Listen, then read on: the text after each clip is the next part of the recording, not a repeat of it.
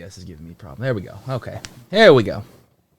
All righty. Ladies and gentlemen, boys and girls, children of all ages, the finale is upon us. You've witnessed the wonders of the world. That is CarnEVIL. And now we're going to end it on the highest of highs with not one guest, but two guests today on the Mindless Horror Podcast. Please welcome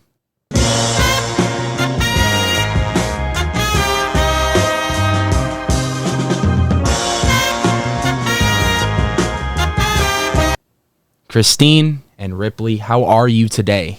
Hi. Good, man. It is an absolute pleasure to have you both end this amazing month that we've done all month long here on the Nights of Horror. I love doing these fun themed months because it gets to highlight not only specific zones, specific haunts, but just specific people as well that really stand out. Yeah, thanks for having us, man. Really appreciate it. Yes, thank you. Yeah, so Christine, you are no stranger to the podcast. You have been on the podcast before. Yeah. Yes. A lot's happened since we last talked to you. Wow. And Ripley, you are brand new to the podcast, so welcome to the Mindless Horror Podcast. We appreciate you. We appreciate the time. Looking forward to this. Now, I have to get into the nitty-gritty. The number one question that I've had on my mind since I first saw this one's gonna go to Christina first, because this is the number one question I've had on my mind since I first saw that character hit the streets of CarnEVIL, and that was, how much could you actually see? Oh. Okay, so this is kind of how I describe it. I describe it like I am looking into the fog of Ghost Town when it's really dark. So it's just milky vision. You said CarnEVIL has no fog, so I'm gonna simulate my own. Exactly. I brought the fog. That's exactly what that is. That is. But I have pretty okay depth perception, but yeah, I'm fairly blind. When I have light shining into me, I can't really see very much of anything. But when there's no like direct light into me, I'm pretty okay. But detail, So if I like see people that I like know and I pass them, it's just because one, I'm ADHD hyperfocus. Number two, I'm experiencing some milky fog in my eyes. So for future reference for next season, if you see her walking, just know her vision is very foggy. Oh man, I absolutely loved the duo you guys created this year. A lot of the times when I would walk on the streets of CarnEVIL, talk to me a little bit about how that was established and how that came together. Well, simply, I am gay. And I'm here for it. Let's go. Yeah, I saw this one and I was like, who's that? Wait, do you want to tell a little bit how you came into CarnEVIL? Sure. Like this year or just, this year. Okay. Well, yeah, I came in last minute because I went through some traumatic stuff in Vegas, where I previously was living in. And usually I work knots when I experience a traumatic event because it's like therapy. Healing. So yeah, I got put on call first when I auditioned. And then during orientation and some other stuff, I got bumped into Scare Force. And no official position, but our Lord and Savior Pasta came up to me and and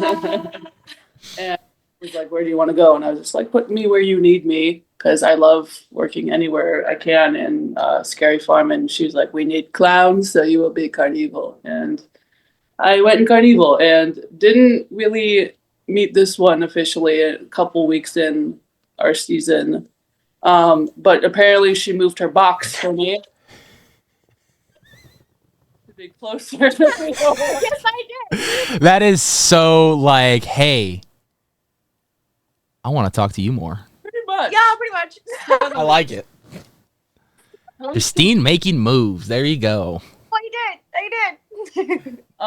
But you know, she like we had been talking a couple of days, and like one night she kind of was like, you know, having a rough night on the street, so she wanted some company. So I was like, well, I could like run with you because I'm just here. So we ended up just starting to run together, and got closer.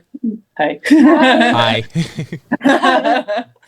And that's just officially how it kind of like started. Yeah. Really. Yeah. Oh Yeah. my God, that is I think that is a romance movie waiting to be written right there, 100%, and it's perfect because it's got the haunt background. So I will actually watch this flick.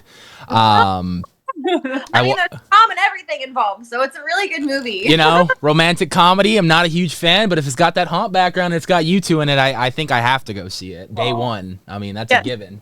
Yes. I think I may even have to direct it. I'm just saying, like, Yeah, I'll go even that far. You know, like I'll. like, The director of the Let's Go, Let's Go Lesbians. I think what I saw from you two this season, what I saw from the entire zone this season was pure and utter chaos in the most positive way possible. I've said it all month long, and I'm going to continue to say it because this was truly a breath of fresh air for CarnEVIL. And I don't mean that in a negative way. I mean that in a way where, you know, for a while we've been seeing kind of that same theming, same color scheme. And this past season, I felt like there was more creative freedom to obviously create the characters that were given to you. I've heard tons that everyone was kind of assigned this character, and everyone made the characters themselves. I mean, you take something from a piece of paper that was given to you, and then incepting that something into what it is on day one and what it ends up being by that final night, and you get what we got this season. And I felt like every single week, especially with you two, that I was walking in and seeing the constant improvements, the constant just the constant chaos, the constant, especially coming from Christina, a force to be reckoned with. Oh, thank you. It was very interesting for me, at least, Christine, to see your character this year because, you know, coming from when I saw you back in 22, and I know you took the 23 season off, and then coming back at 24, it was a whole brand new start from scratch character. Yeah. From when I look at this character, the first thing that came to mind, honestly, was Jennifer's body. Exactly. And I kept telling me and my girlfriend all season, we like to like just stand and watch, and as a lot of diehard fans do, and that was the first thing I was telling her. I was like, hey, you know, like, she is giving me Jennifer's body vibes, where she's supposed to be the very pretty, attractive looking cheerleader, but then something happens that makes her kind of evil. And then there's that whole kind of road that you go down of just seeing the evilness that is, of course, Jennifer and the demon. So talk to me about obviously grabbing that inspiration from Jennifer's body, but then taking it and making it your own. Yeah. So when I got the paper from Billy, I was like, a cheerleader? How the fuck do I make a cheerleader scary? And I just remember going like, oh God, I need to have like a good costume to like really feel in character. For me, costuming is a really big part of it. And I really loved what I did for my ringmaster, but I was like, I really want to take it to the next level. So actually everything from my costume is mine. So I think for Brilliant. Thank you. Brilliant. Thank you. I worked very hard on it, and it was very much a love child of mine. And yeah, I really enjoyed doing it. But basically, I started the season with having no idea what I was doing, and I just watched a bunch of cheer movies, and I was like, okay, every single character that I've done in my life has Please tell me Bring It On was on that list. Huh? That the movie Bring It On. Yes. Please tell me that was on the list. Oh, yes. Also, Mean Girls, but I'm a cheerleader, very gay, cheer me. There you go. Yes. Perfect. Oh gosh, where was I going to go with that?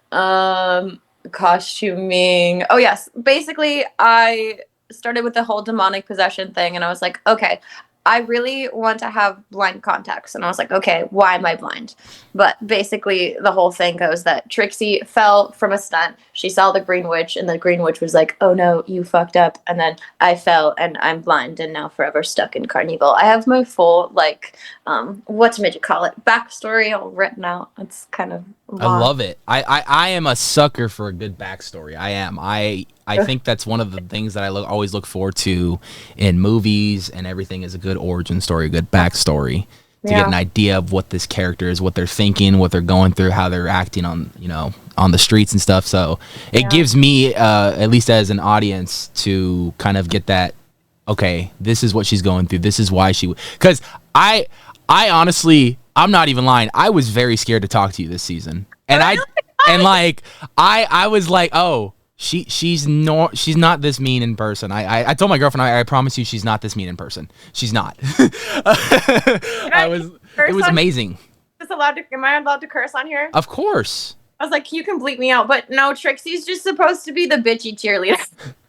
And it's funny. We had Audrey on in the beginning of this month. I love Audrey. Hi, Audrey. I love you. And she talked very highly because I brought up the stereotype that you see in a lot of movies of the cheerleader being the bully to the obviously the nerds and stuff like that. And I asked her, I was like, hey, what was that like? Was that the stereotype, or did you guys break the stereotype? And she's like, no, quite opposite. We broke the stereotype. It was the complete opposite. And I was like, that is so cool to see, to break the stereotype, to see something that goes completely the opposite path that you're normally used to seeing. Talk to me, and this goes for also Ripley as well. Talk to me, because you guys were together. When I started seeing you guys a lot together, you guys were like usually 3-4 people deep.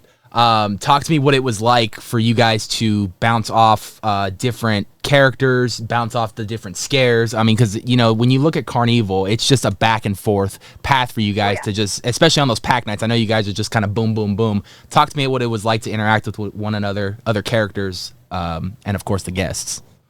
God, yeah. I think comparing to my other years that I've worked here, because this is technically my third year working Scary Farm.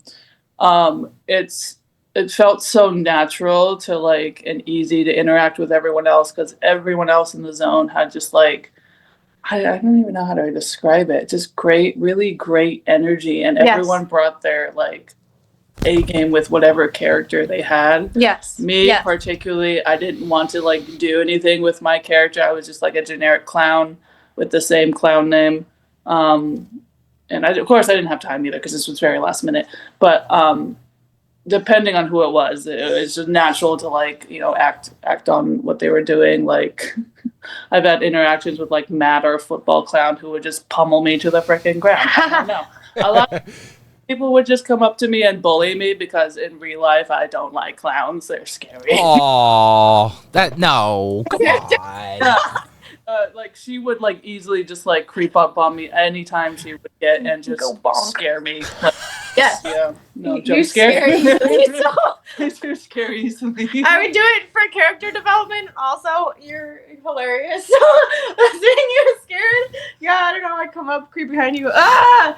Yeah, it's just my ADHD turned all the way up, honestly. Yes. I will match a story with you, so you don't feel alone about being scared of clowns. Yes, please. For the longest time, I was scared to take a shower, because when I watched the original It film with Tim Curry, there's that scene in the movie where he opens up the drain and he pops up. I was so terrified as a kid when I saw that I thought every time I took a shower, he was going to do that. Same thing with the freaking storm drain on a rainy day. Even to this day, I look over at a storm drain when rain's going down it, and the first thing I hear in my head is "Hiya, Georgie." Oh, no. Every time, if I ever see a balloon, I am running. Dude, I feel that. Oh my God, yeah, that's a nightmare fuel movie when I was a kid. But yeah, my personal opinion, real quick. I know this is a quick off topic, real quick. My personal opinion, I think Tim Curry is a better Pennywise. That's just me, though. 100%.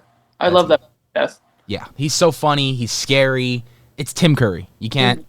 Can't go wrong. Anyway, I apologize. I don't get me started on Pennywise, because I'll go on a tangent.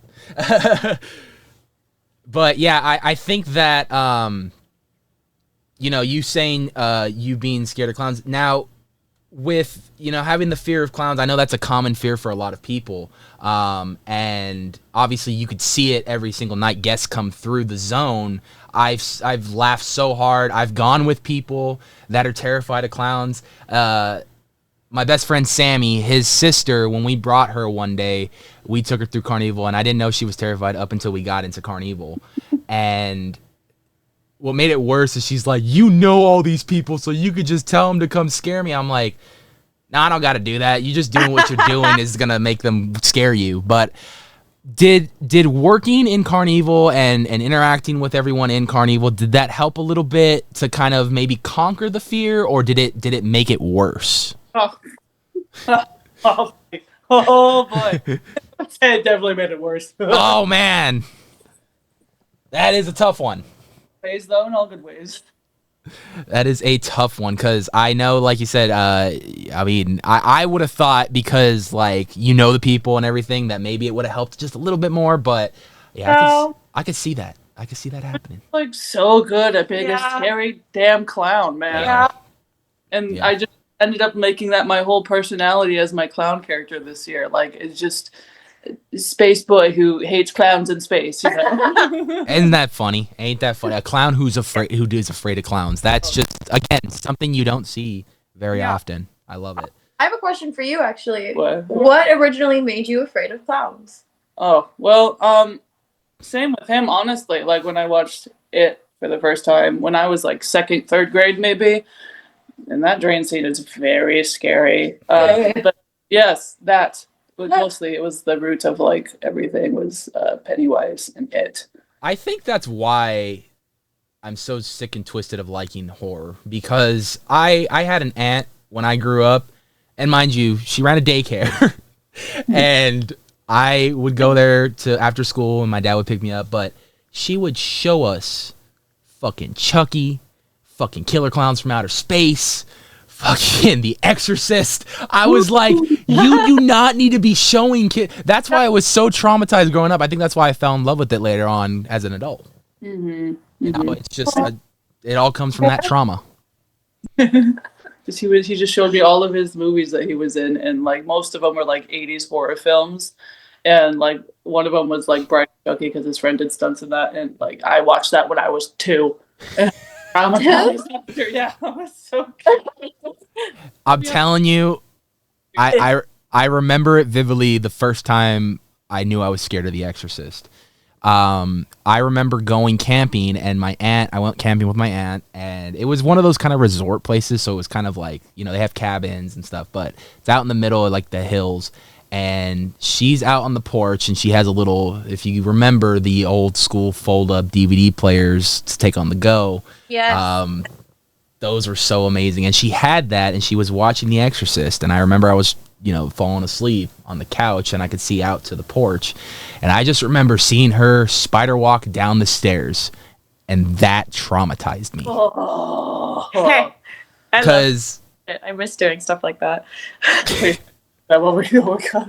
See, don't tempt her. Now she'll learn it again, and then one day you're gonna wake up and spider walk. Yeah, because my origins come from Queen Mary. Oh, there you go. I like being scary as fuck and being demonic, so demonic Trixie. Fuck yeah. Anyways. I could just see the fire in her eyes when she said that. She was like, let's go. Now, Ripley, I want to know a little bit about your background when you got into the world of scary and the world of the haunt community and the world of horror in general. What was it for you? Obviously, we've heard a couple of the stories of the traumatizing growing up, just like me, with horror films. Obviously, we love them now because they're just one of those movies that we look at now. We're like, this is cheesy, but this is great. Oh yeah. Talk to me about what got you into the horror world, and then what got you into the haunt world, and when did you first start? Yeah, well, I blame my mom in a good way for horror stuff, because you should see her house in Vegas. It is like Dracula's castle. It's incredible. Completely decorated head to toe in horror memorabilia and stuff like that. Her coffee table is a 6-foot casket. Yeah. That is awesome. Did you see the casket they used for freaking Nosferatu? I want that one. So good. Did you see it? I haven't seen it yet, but I definitely, it's on my list. I've just been so busy with, obviously, my girlfriend lives sort of close to the fire, so we were kind of on watch. Everyone's okay. Everyone is safe. Thankfully, gracefully, I'm so blessed for that. But it's it's been been a busy couple months. Obviously, Christmas just passed, and New Year's was just to get through New Year's, and then just kind of catching up with life after haunt season. But it is on my list. I heard Bill Skarsgård is incredible in the role, so it's on my list. Yes. Anyway, Really. back to you, Ripley. Yeah, so my mom is the main reason why I love horror so much. It's like every day was like scary movie night, and then we went all out for Halloween, whether it was making our own props when I was a kid or costumes. So she was the root of why I love Halloween and horror stuff so much. Shout out to my mom. I love you, Mom. But haunt-wise, I've been a fan for a long time. I first went probably when I was in 8th grade, maybe. That was 2007, 2008. And then I went with it a couple times in high schools with my friends. I wasn't really into the haunt, interested in scaring though, until I worked for Universal Studios at the House of Horrors. I miss that so much. R.I.P. I miss it so much. You brought that up and it just triggered me. I was like, oh, I miss it. I wasn't a scare actor then. I was the attraction host. I just had to make a blackout. And it was the best job I ever had because everybody was so nice and everybody was work together, have a good time and stuff. And I worked there until they announced the closing, which was so gut wrenching for me that I quit. Rest in peace. I was like, I can't handle this traumatic stuff. I can't. And now it's a shopping center. It's great, whatever. Yeah, for real. My first year working Knott's though and a haunt was 2017, and it was in CarnEVIL. And I worked there because my father had just passed away. And again, traumatic stuff, jumping into Knott's. And my friend at the time was like, I think you should really try it. It's really good mentally and physically. It'll just get you out of that funk. And it did. It was my first year and I got on CarnEVIL. And I made some poor choices though. Design of what I did with OG Charlie was somebody smacked me or something. It looked terrible.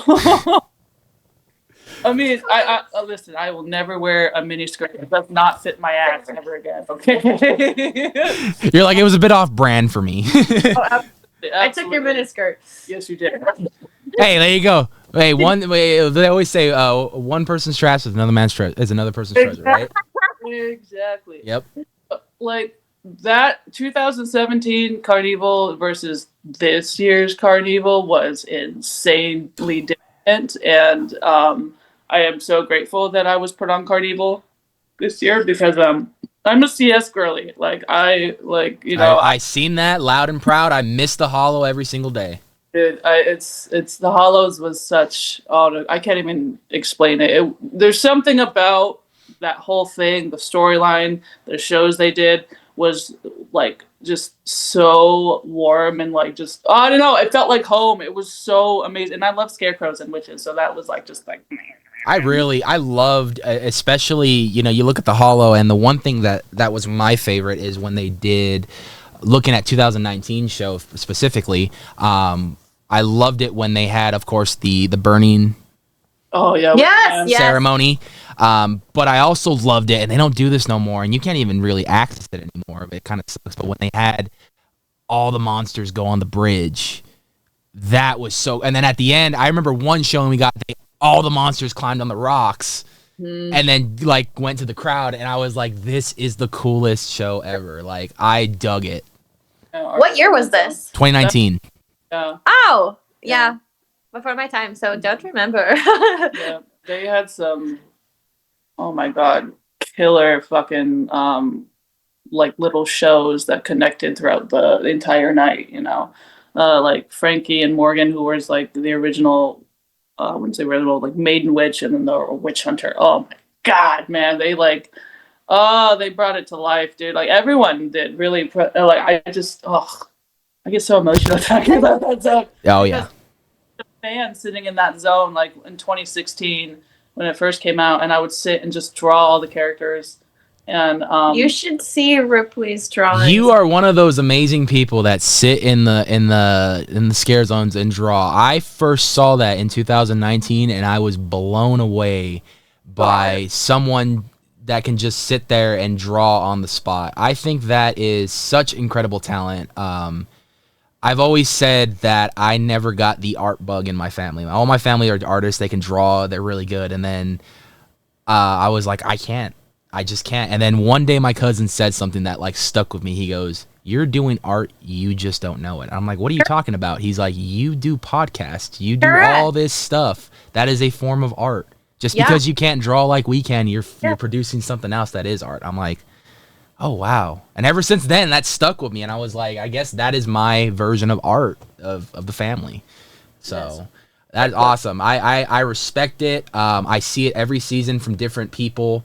And this goes to all the artists out there. It is awesome just to see that people can bring a tablet or a sketchbook and just draw on the spot. It is just incredible. And then at the end of the night, if you're lucky enough, they'll probably hand you the art if it's in a sketchbook, or they'll send you the art via email or Instagram DM. Like, it is awesome. Here you go. Here's my sketchbook.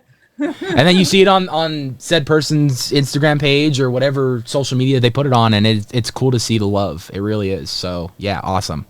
Like, just dies every time, because it, like, at the end of the day, I love working knots, but I'm still like the biggest nerd for it. Like, oh, we all are.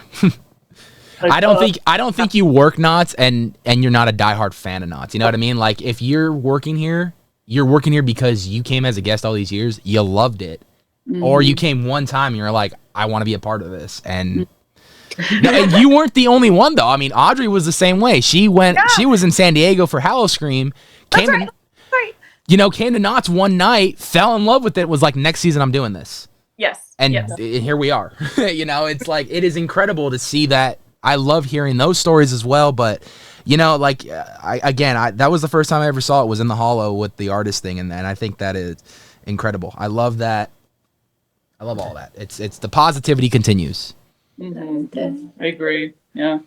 You're so talented. So are you. Thank you. So are you. Equally talented. Yeah, Lisa. Thank you. You guys are so adorable. I see it on Instagram all the time. I do. And I know a lot of people do. You guys are so adorable. And you guys, oh my God, who would have thought? There it is.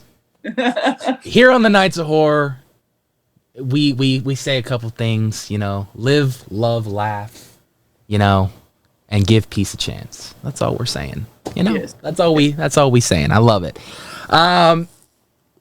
You guys, again, this roster of people you had in CarnEVIL this year. Oh gosh, yeah. I mean, if I've seen an Olympic all-star team, this is it right here. Yes. 100%. That's how the zone should have opened every single night. Yeah. I'm just saying, like, you know, Knots, if you're watching, you know, we can add a little intro music, you know, it'd be awesome. Pork, yeah. You know, this was the first year that, and I've said this a lot too this month, this was the first year that you can point and see and know every different character, because everyone was different. Everyone had a different theme. Everyone had a different look. And it was cool because you can look in a crowd of people and I could spot Christine, I could spot Ripley, I could spot Vertigo, I could spot Oingo. You know what I mean? I could spot all these people. How was it for you guys this year to kind of, you know, have that creative freedom to be able to be recognized a little bit extra compared to, you know, the generic clown that you see? But this year, obviously, different versions of clowns, different versions of circus people. How was it this year for you guys to kind of have that, like, freedom to kind of just all out, just, all right, we're going to make these ours? Honestly, I feel a big part of that was the changing of the colors, because what did we have? We had orange, brown, red. What was beige, the beige. Yeah. So from that to the red, black, white, and gray, it felt much better and much more cohesive. So to be able to completely run with that, and the entrance of not just being able to have only red hair, like the entrance of split dye. Yeah, be able to split dye hair. Yeah. I think it's I always applaud all you guys every single year, because you guys go above and beyond to really bring out the characters. And I especially think it's hilarious to me. I always tell people this the first weekend, especially like, friends I talk to every single day. I'm like, listen, first weekend of Haunt, I know you're excited. I know it. I know the adrenaline's there because I'm just as excited, If I could go out there and just start a mosh pit in the middle of a zone, I would. 100% would. But I can't because I'll get kicked out of the park and I'll be banned for the whole season, and I just can't have that happening. I will be a very depressed Nights of Horror, and Nights of Horror needs his Not Scary Farm. Can't have that happen. Who's going to be sitting at the smoking bench greeting you guys? It's not going to be working out, But it's funny to me every single season that, like, after that first weekend, everyone's voice is gone. Yeah. Everyone just feels like they got hit by a truck. Yeah. Half of everyone is probably getting sick already. What is it about that opening weekend that makes all that happen? Is it the energy? Is it just being back in that zone, getting back on the saddle and just kind of riding the horse again? Like, what is it about that weekend that makes people like that? There's nothing like being on the streets of CarnEVIL. I don't know. It's like a drug, especially with all the lights. I just remember being there on the first night, hearing all the music. I mean, because you were there for dress rehearsal or scare school. So because I was still on Scare Force. Yeah, just seeing everything come together for the first time. All of the memories from me being ringmaster too. I was like, holy fuck.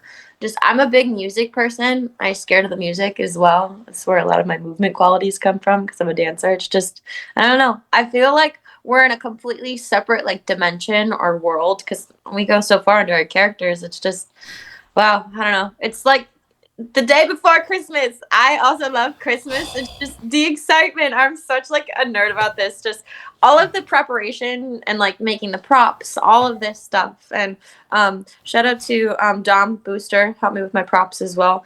Kind of making them because we shebobbled them together. So shout out to you, my buddy. Booster. Yeah. If you're listening to this podcast, you still owe me 2 t-shirts. And I have paid for them and I am waiting for them. Booster, where you at? I listen, he owes me a Devil's Advocate t-shirt when they were called that name. I have that t-shirt waiting for me, and he said he was going to give me an Eternal Nightmares t-shirt. You owe me 2, buddy. Oh, that's a 2 after. You owe me 2. And that's our ongoing joke. Every time I see him, I'm like, where's my t-shirt? Every single time. So talk to me about what you did in the time off that you took off the 1 year, because you were gone for a year, and it kind of was like one of those things where I was like, where'd she go? It was a different ringmaster. That ringmaster did their version of it, and I think they did a very good job with that, but it wasn't you. Talk to me how you took that year off. I know you were doing some acting as well. Also, congratulations on that. I love theater myself, so to see that's awesome. Talk to me what you did in that off time, and then what motivated you to want to come back. So, fun story. I was actually supposed to come back in 2023. They offered me the role, and then I was back and forth with them because I was supposed to be in Springfield, Illinois at the time. It was called The Lincolns of Springfield. It was a new musical about the love story of Mary Todd and Abraham Lincoln. That's what I was doing. I was in the ensemble. I was understudy for Mary, and then what year was that? Oh, no, I wasn't dance captain yet. I was going to say I was dance captain, but that was the next year, and I was doing some wigs and stuff like that. But yeah, I ended up taking that contract instead. And then, actually, no, I'm sorry. That contract wasn't going to conflict. I could have done that, but I ended up booking the Addams Family. That's what I did. I was like, there was a reason I couldn't do it during October, but yeah, I did the Addams Family at SDMT. I was one of the ancestors, and it was super, super, super fun. I was really excited that I got to come home to CarnEVIL one of the nights. Gosh, I can't remember which night I ended up going, but I was like, oh my God, I'm so sad that I didn't do it this year. And I love theater, but there's honestly nothing like being at Knott's. I've worked at Knott's on and off since I was 18, 19. So in different capacities, from performing and doing Knott's Scary Farm, but Knott's will always, always, always be my home. So to come back for one night, I was like, okay, oh my gosh, I have to be back next year. There's no way. So. And I did. Watch, one day you're going to get the call for Broadway, and then we're going to... I don't know. I'm like, especially now that everything happened with Trixie, like I got a lot of love with Ringmaster, but this is on just a whole nother level. Okay, Are you quite on the Bobbins level yet? Are you getting there? No, and honestly, I don't think that I wanted. I know. That's what I'm saying. Like, are you there yet though? Because I know that once you get there, it's a little much for a person. Shout out to you, Cheyenne. I love you. I hope you're doing well. I do not wish for that. I know it's kind of rough, and it's fun to be like recognized and stuff like that, and like all the fan art is wonderful. And holy shit, I'd never had that much fan art in my life. I'm like, what the fuck is going on? And but no, I definitely like very much where I'm at. I don't really, nah. I don't really want to be social media famous because already, like, yeah, up to us because photography is now allowed in 2022. That wasn't really a thing. Like, you didn't have to stop for pictures, or people couldn't really ask you to take pictures with them. Wasn't a thing yet. So now in the year of 2024, yeah, it is draining. And sometimes I'd be like, well, I don't want to take pictures. I just want to like stay in character, and I just want to like be Trixie and like scare and like do a hair flip sometimes. I love it how you just went into a character right there. It was amazing. And that's a great transition as to what I want to talk about next is the improving in this zone. I mean, I myself was in a few productions in high school of some improv shows. I loved doing improv games are so fun to play them. How was it for both of you on a given night improving? I mean, was it easy? Were things just kind of popping up right there, or was sometimes you had to kind of really think about some stuff to keep it going?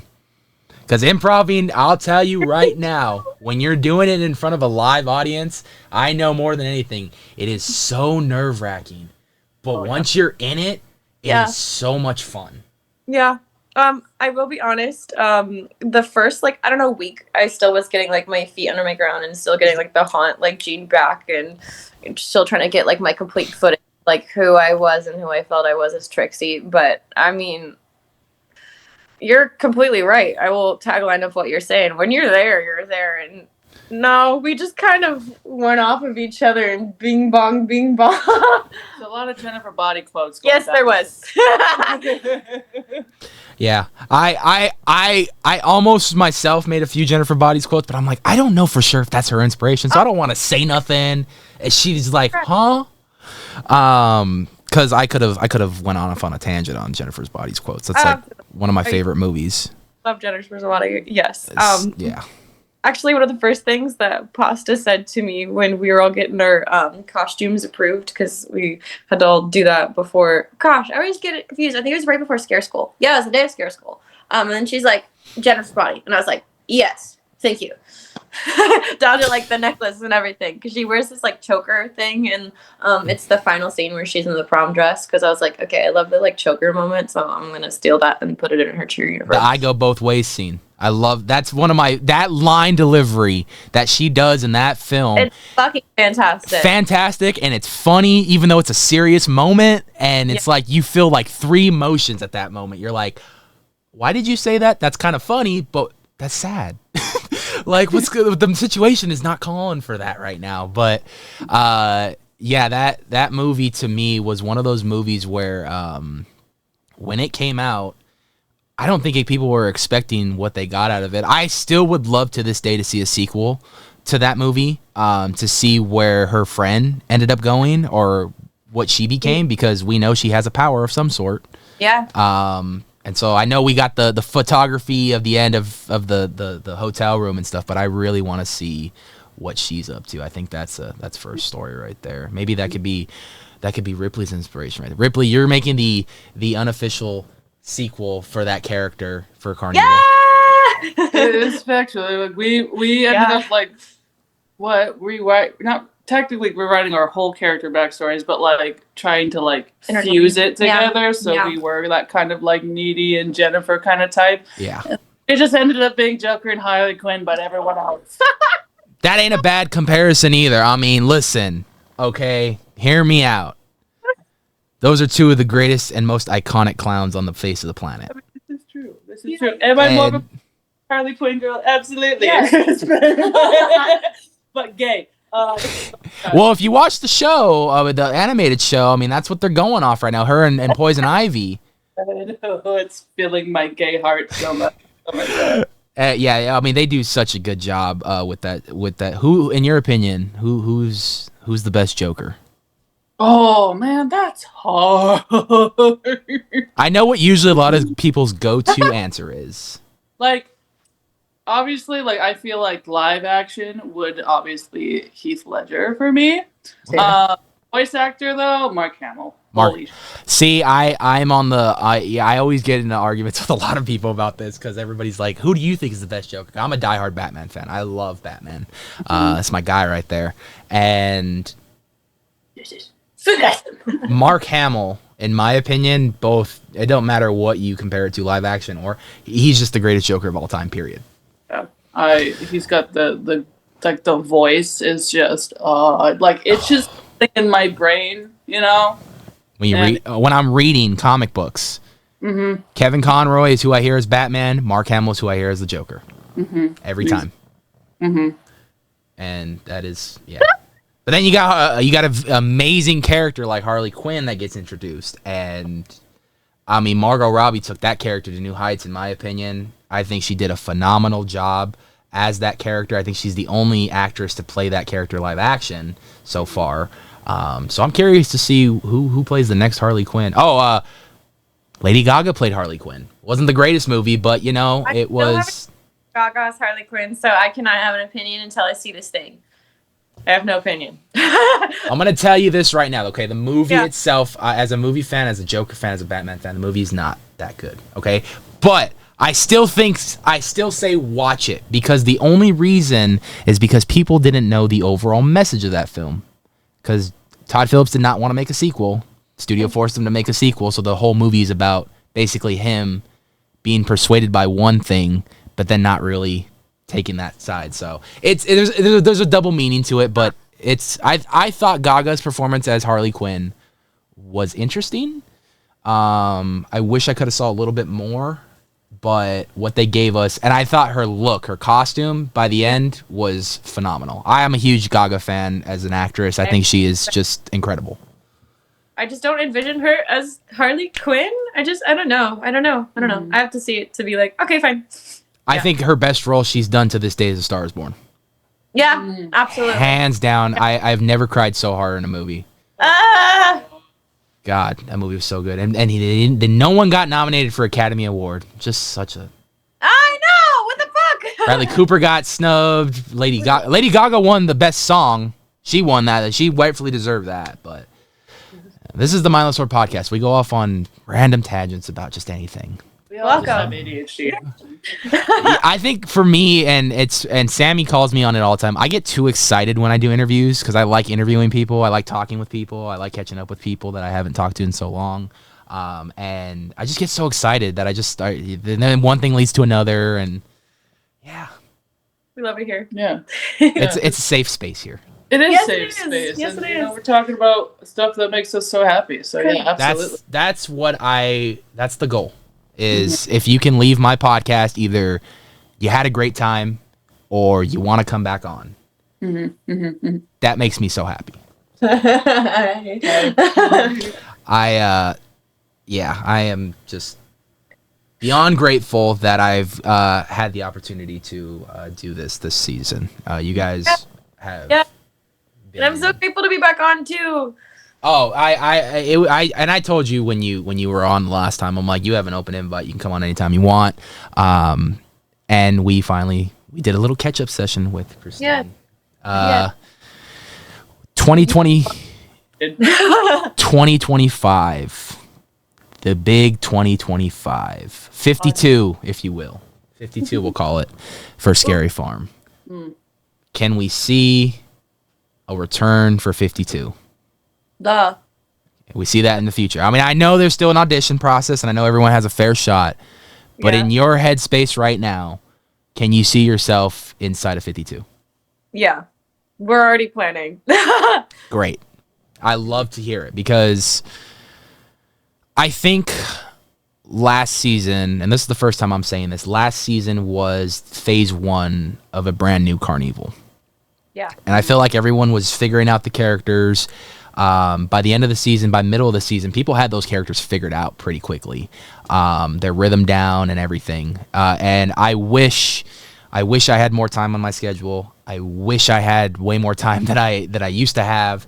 And unfortunately, as you get older, things just change in life for the best. I'm not complaining about my life one bit, but if I had way more time and I had way more free time, I would have had probably every single person I can that wanted to be on this show in CarnEVil on this show. Doesn't mean in the future I can't still get them on. So be on the lookout. I may be doing some other things in the future. If you guys already know, we announced that next month. Actually, you two don't know because I haven't really announced it at the time of this recording, but it's a little bit later, so you already know the gist. You two don't know, but in February, we are taking the Mindless Horror Podcast and we're setting sail with Queen Mary Dark Harbor. Yes, Queen Mary's Dark Harbor was one that we were very excited for to hear return this past season after the hiatus since 2019. Yeah. I think it speaks for itself. I mean, you see Christine and Ripley's expressions. They are like kids on Christmas when I'm talking about Dark Harbor, just like me. Dark Harbor meant a lot to a lot of people. And for me, that was the first time that I felt Nights of Horror was an actual professional outlet, with them inviting me out to my first media event. So Dark Harbor has a very special place in my heart.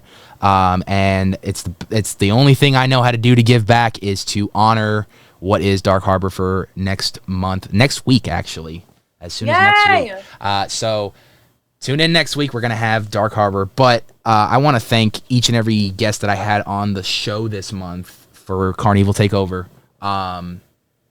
You two were part of something that was very special this year, very incredible this year. Everyone on that cast this season, incredible job. Especially just seeing you guys give 110% every single night when I walked in. Yeah. You didn't know what you were going to see on any given night walking into CarnEVil, let's be honest. Nope. Every night was special. Every night was different. But most importantly, the mission statement for an event, an attraction that is not Scary Farm is every night was fun. Every night was memorable. Yeah. And every night, God, there was not one night that I know I just couldn't stay at a CarnEVil. Whether you saw me out in the streets or majority of the time in my little corner behind hang time. You know, it's always a pleasure for me every season to sit back there, even though there's like nothing that happens back there, but that's where you guys walk in and out for break. And it's always just a pleasure to sit back there and talk to you guys for even just a few minutes or like a few seconds, you know, depending on your time restraints and stuff. But to get to talk to you throughout the season, you know, and to see how you guys are doing, how the season's going for you, just to kind of hear that update, you know, just to check up on everyone. Because I feel like, you know, as fun as this season can be, it can also get very stressful, mentally, physically. So it's always good to check up on people during the run. So you never know what people are going through. It's been a very, very, very memorable season, and I will never forget 2024 CarnEVil. If best worked for sure. I think, hands down, it probably was my favorite Scare Zone of 2024. Hands down. Which was hard because it was a tie in the beginning between you guys and Forsaken, because Forsaken really killed it this year, Oh my God, yes. Oh my God. I love you, Seth, I love you. Oh God, Gauntlet killed it this year too. Goring 20. I mean, it's hard to choose a favorite these days, but CarnEVil, just a tad bit more than the others for me. Just that tad bit. There it is. And like I said, you two played an important key role of that. I don't think people forgot your characters for sure. You guys came in like you fucking owned the joint. You fucking walked around with a force to be reckoned with. And if someone even tried to come up to you, I'm talking to you, Trixie, you would just yell at their face. Yeah, I would. And leave. And I thought that for me, I'm not gonna lie, I was a little nervous doing this interview. I was like, am I gonna get Trixie or am I gonna get Christine? No, I know the type of person you are in real life. But I will say, as an actress, and if you can sell the role, and you know this more than anyone, if an actor sells you on hating them or loving them, they're doing their job. Thank you. So I can't say that I hated you, but I will say that your character was a very memorable one, and I will say your character scared me. Yeah. The yelling was a little intimidating, especially when it's someone smaller than you and they're yelling up at you. It's like they got no fear to you. I'm like, oh, No. the height thing don't work in this thing, so I'm just gonna keep walking. And Ripley, obviously, your work this year was incredible. You going and just bouncing around off people, I saw that a lot this season. I saw exactly you with her a lot this season. Towards that last half of the season, that was to see that little potsy all the time. I loved this year how you saw little potsies, and then they would kind of all mingle into one and then all spread out again. That was a lot of fun. So Lesbians. Yes. Shout out Cece, Jillian. Also, sometimes. Our fearless leader, Kane. Oh, Kane. That's gotta be Kane. No, you guys, CarnEVIL is great, and I cannot wait to see 2025's CarnEVIL. Who comes in brand new, if we're gonna get some new rookies that are gonna bring something to the table that maybe we never seen before, how we're gonna see 2.0 evolutions of some characters, maybe brand new characters for some people. I mean, who knows? The possibilities are endless. Oh yeah. Oh yeah. Possibilities are endless. We're not allowed to share anything, but from what some people have told me, some things are coming, and I'm like, ooh, that's cool. That's all I would say. That's all we're gonna say. That we're gonna leave it at that, and we cannot wait to speculate and see what comes for the 2025 season. Now, I have to ask the hardest question of the podcast. Hope it's not math. Oh god. No, I don't even know math, so I wouldn't put you through that embarrassment, yet alone me that embarrassment. So, I would get embarrassed because I wouldn't know a math equation and I wouldn't even know the answer, and then you would try to come up with an answer and I wouldn't even know if it's right. So I'm just gonna save us the embarrassment. How about that?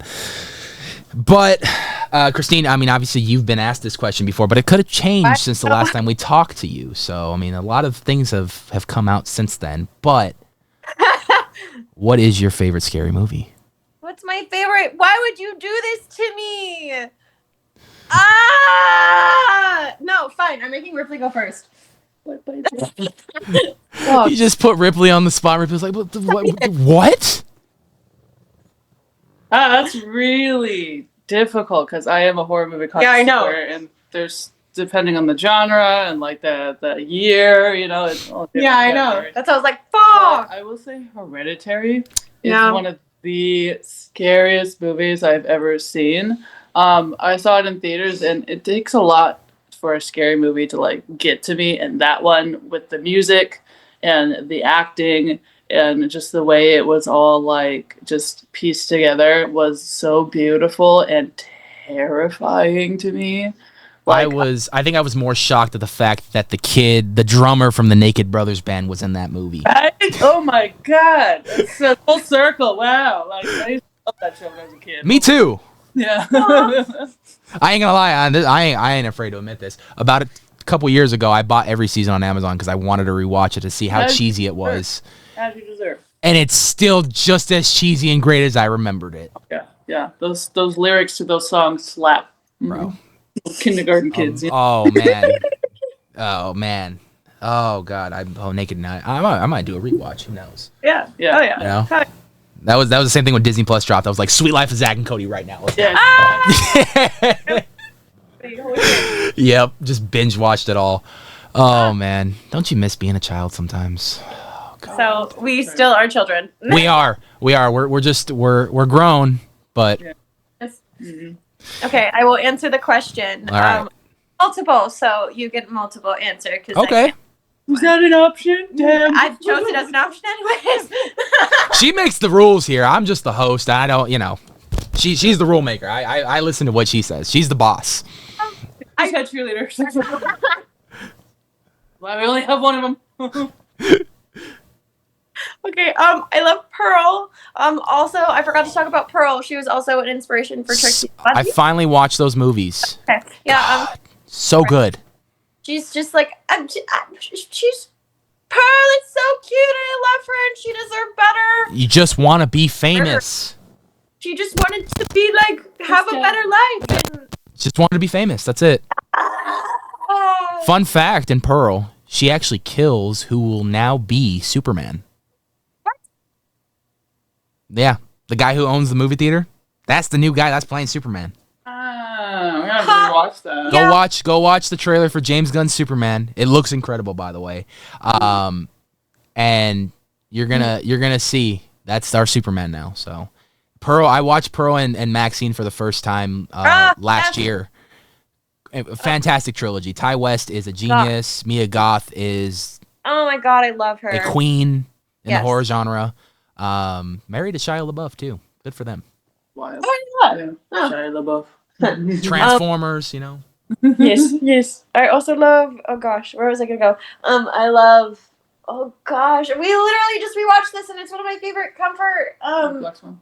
No, James but Bond. yes. Oh, The one with the maypole. oh, Midsummer. Thank you. Yes. It's one of my favorite comfort ones. It's just so beautiful. Midsummer.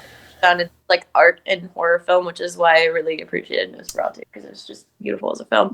I also really love randomly the Saw series, which I really took a lot of inspiration from my Ringmaster back in 22. So yes, Really? yes, Wow. yeah. Saw 10. What was your opinion on Saw 10? Did you like Saw 10?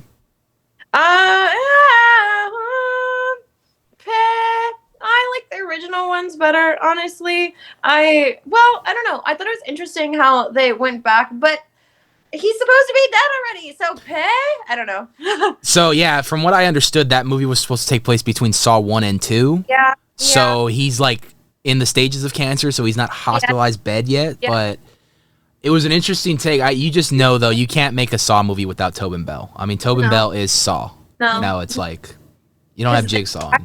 Between when he's alive and when he's dead, so then you think that everything that's happening is happening now, but it was happening in the past, and you don't find out to the very end.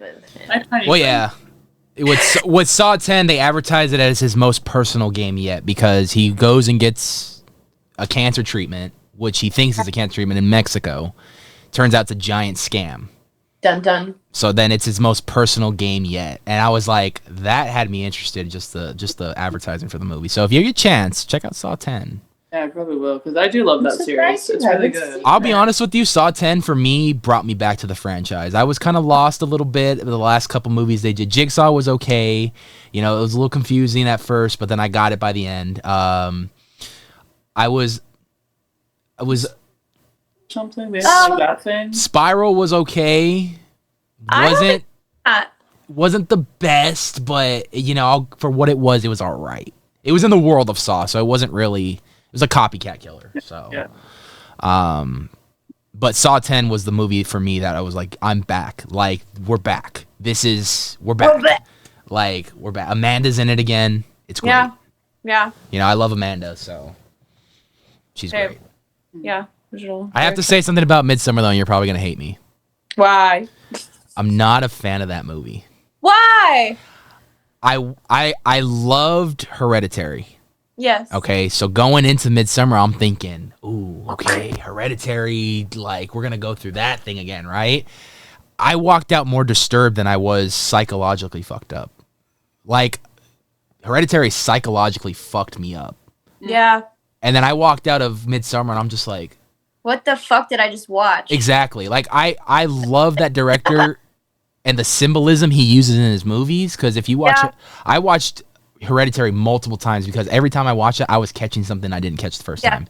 The people on the hill, as the movie intensifies, you see more and more surrounding the house and shit. Just all the little subliminal images and like little things you see in the dark and stuff. I was like, oh shit. They did the same thing with Midsommar. Yes. One of my favorite things is the giant scene where they're walking and you see the forest, but the forest makes the shape of her sister holding the gas thing to her. And I was like, the symbolism this guy can do in his movies is just incredible. Yeah. Sadly, I don't think after that he did any more horror movies. I think he's doing more critically acclaimed movies, so I don't know what he's been up to, but he needs to go back to doing horror with A24 because do more horror with A24. Mm-hmm. I love A24. A24. Well, Ripley, Christine, I appreciate you guys so much, and thank you so much for the time and the honor to get to do this again. This has been absolutely a fun experience for me to talk to so many great people, so many great new people that we haven't talked, especially because Christine, little do you know, you're my only returning guest for this month. What? So everyone else was brand new for me. So and this was also a great surprise because Ripley, I got to meet you. Yeah. I've seen and heard so much about you on Instagram. And you guys look very happy. I'm glad you guys are very happy, and continue the good times going because they only get better from here. It only goes uphill. So thank you guys so much. I appreciate it. I appreciate everyone I had on this season. You guys are all incredible, and if I could have more, I would. But I'm on a tight schedule, so I got to keep going. Next week, we're going back to Dark Harbor. We're going back to the Queen, Her Majesty herself, the Queen Mary.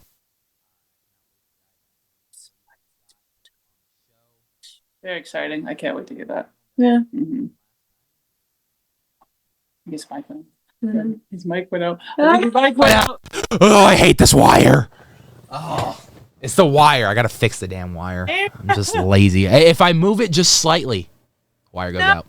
I mean, hey, my whole computer went out when we were like 2 seconds in, so Yeah, funny story. Before we end the show, we were gonna start the show on her computer, and then her screen froze, and I thought it was my computer that crashed, and then she texted me, "My computer crashed," and I was like, "Oh no, not right now," but it's okay. What do I do? Okay. I've had a lot of those freak out moments too. It's oh god. Technology is awesome. You want to know one last story? I remember recording an entire podcast and the mic was not on. Oh my god, I'd cry. I'm so sorry. Oh, I was pissed. I was pissed. No. I've never talked to the guest that I had on with that about doing another one since, and I'd like to, but that guest was supposed to be Milk. Oh. Yeah.